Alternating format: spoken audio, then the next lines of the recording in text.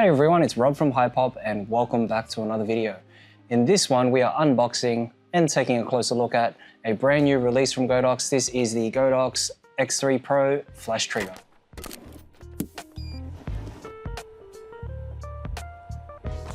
So this is the brand new Godox X3 Pro Flash Trigger. This is an updated version or the Pro version of the previously released Godox X3.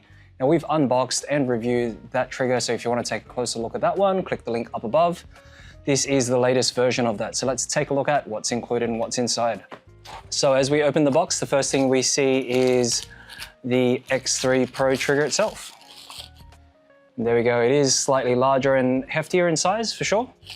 As we remove all the packaging, there's a box at the bottom here, and in the inside, we've got a carry pouch.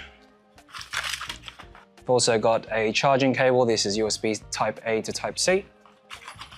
And also a user guide. So this is the X3 Pro trigger here, and just up against the previous X3 trigger here, you can see the size difference. Firstly, you've got the weight difference. You've got 48 grams versus 104 grams, so it's about double the size in terms of weight. You also have the measurements. So the trigger here, the X3, is about a square, so it's roughly about 4 by 4 centimeters, whereas the new X3 Pro is about 5 by 6. Now, the advantage of the larger size is they've been able to fit a larger battery in here. So the battery in the inside is 2,900 or so milliamps as opposed to about 800 milliamps. And what that translates into is about a 1 week standby time on the X3, as opposed to a 1 month standby time on the X3 Pro. So they had about 7 days and about 35 days for the X3 Pro. So that improvement alone, I think, is going to be good for professional photographers. Obviously, there was a risk of being in the middle of a shoot and then the X3 battery running out. It usually would get through a full day. So if you're doing about 5, 6, 7, 8 hours, you'd probably get through the day without being too concerned about the battery. But the X3 Pro, no doubt, will have a lot better battery life, and you won't have to worry about, say, charging it if you've got the shoot the night before all the time, making sure that it's fully charged. The hack around that really, or the workaround, was that it's USB Type C, so you can bring around a power bank and charge them up. But that no doubt was a concern for most people with these internal battery triggers, because previous models had the interchangeable batteries, and you can always bring spare batteries with you. But now I think with the X3 Pro and the larger battery, that's no longer a concern. Apart from that, they're pretty much the same in terms of features for being full-featured triggers, apart from the X3 Pro having a few additional features on top. So the X3 and the X3 Pro both are TTL flash triggers. They can control multi, manual and TTL. They support high-speed sync up to 1/8,000th of a second. You can get them in all the different camera brands that Godox supports. So that includes, we've got the Sony, Canon, Nikon, Olympus, Panasonic, you've got Fuji. For the X3, you've got Leica, and I believe they'll be releasing the Leica version for the X3 Pro as well. These are both charge, USB Type-C triggers, and the addition of a 2.5mm port on the X3 Pro. You've got that color touch screen, and because these are X3 triggers, they have the feature of the one-touch sync with Godox's Mark II versions of their AD series flashes. What that means is the AD 200 Pro Mark II, recently released 300 Pro Mark II, 400 Pro Mark II, and 600 Pro Mark II, all can sync to these triggers with a one-touch. That means you don't have to dial in the channel and group and everything, and you can just sync them straight up to these triggers here. You also have those physical dials on the side, so if you don't like the touchscreen, you can use these dials. And the larger trigger with the X3 Pro also means larger dials, so it's a bit more user-friendly to use. The X3 Pro physically also has a few changes in that it has an IR sensor on the front, where the X3 didn't, and you still got that push-to-release mechanism there for the trigger on the hot shoe as well. Now, the larger screen real estate translates into just more information and more things on the screen, and what that means is that the X3 Pro can show up to 4 groups instead of just the 3 groups on the X3, and that obviously means just a little easier to use. For people with bigger fingers or thicker fingers, you're able to sort of control this X3 Pro a lot easier than the X3. As you can see, it's a lot smaller, so it's a bit fiddly in terms of trying to really touch those small touchscreen positions on the X3. So now just comparing the two triggers here, the X3 and the X3 Pro, you can see the size differences there. That's very noticeable. You've got a 1.7-inch screen here as opposed to a 2.4-inch screen on the X3 Pro. And as mentioned, the internal lithium-ion battery is 850 milliamps as opposed to 2,930 milliamps with the X3 Pro. You've got that USB-C charging ports there.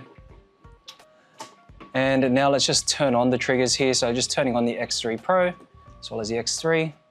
Okay, so what you can see is the 3 groups as opposed to the 4 groups. As I mentioned, you've got the battery indicators as well as the channel indicators at the top there. And you can control all the groups at a touch here as well.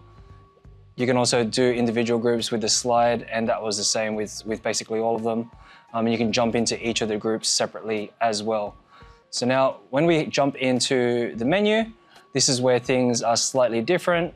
Firstly, you've got a new mode here on the X3 Pro. You've got shutter control, and this now allows you to use the X3 Pro as a shutter remote. So you'll need a separate optional accessory or a receiver that Godox will be releasing soon. This is called the XR receiver, and that will be compatible with Canon, Nikon, and Sony.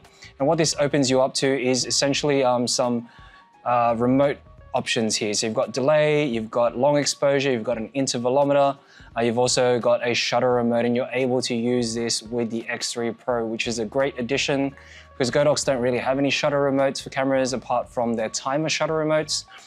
So having this all in your flash trigger unit here or this wireless controller is a great feature. Now jumping back into the menu,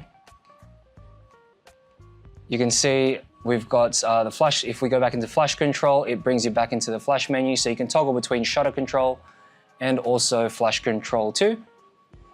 So now in flash control, you've got all your usual, you've got your wireless, you can select your channel, select your ID, and you can also scan for the best channel, which is a nifty feature. So scan allows you to scan for any available channels similar to a Wi-Fi signal.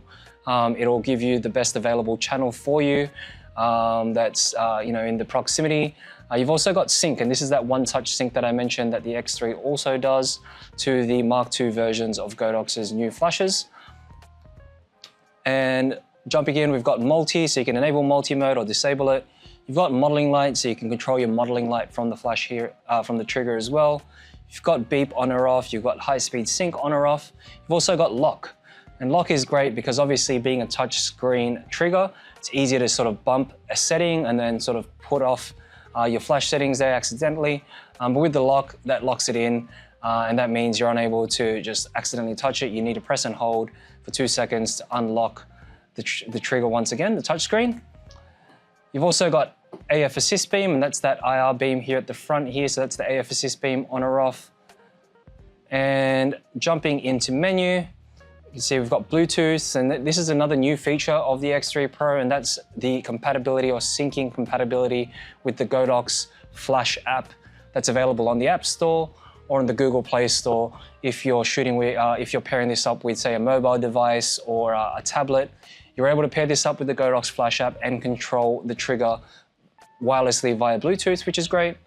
You've got shoot mode. So shoot modes gives you one shoot, all shoot in L858.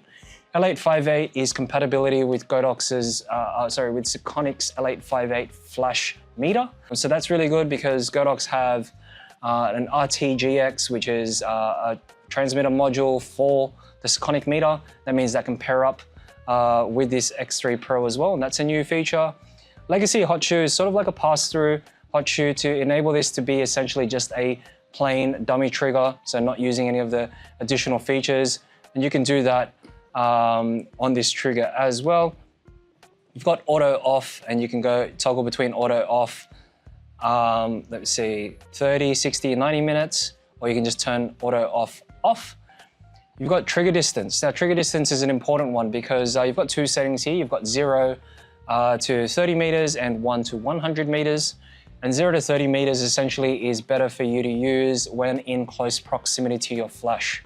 So there have been instances where you're in close proximity to the flash and it doesn't fire off. And that typically is a firing error or a signal connectivity error. And that's usually because the 0 to 30 setting is not set.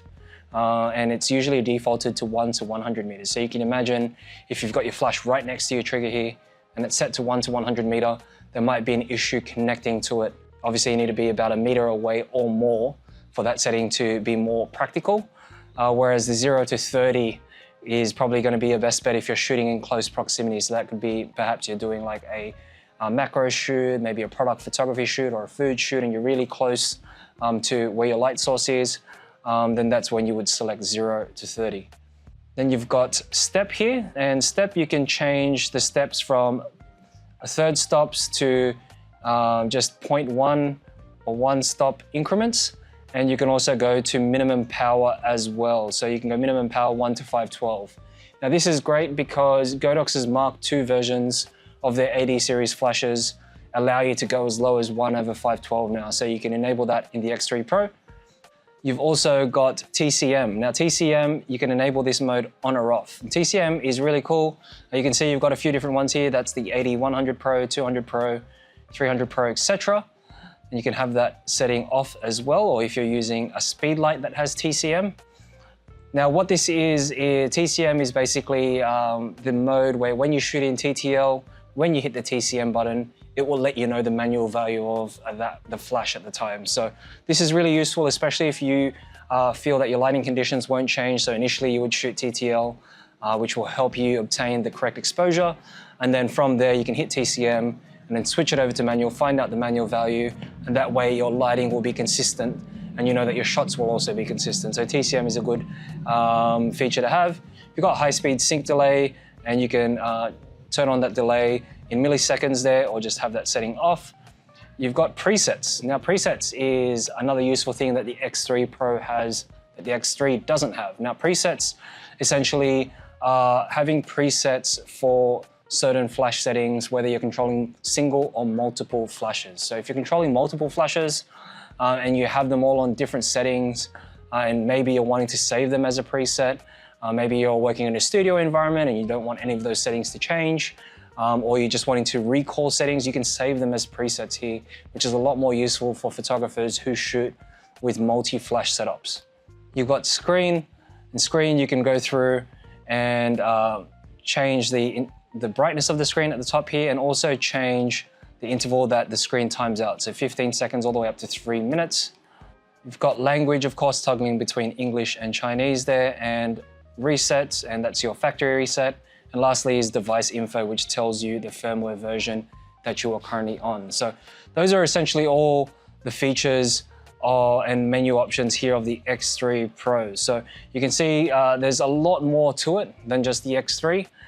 It also is a lot easier to use. I feel like because this is a color screen, it's a little bit more user-friendly. You've got the touch capability, you've got the manual controls with the dial.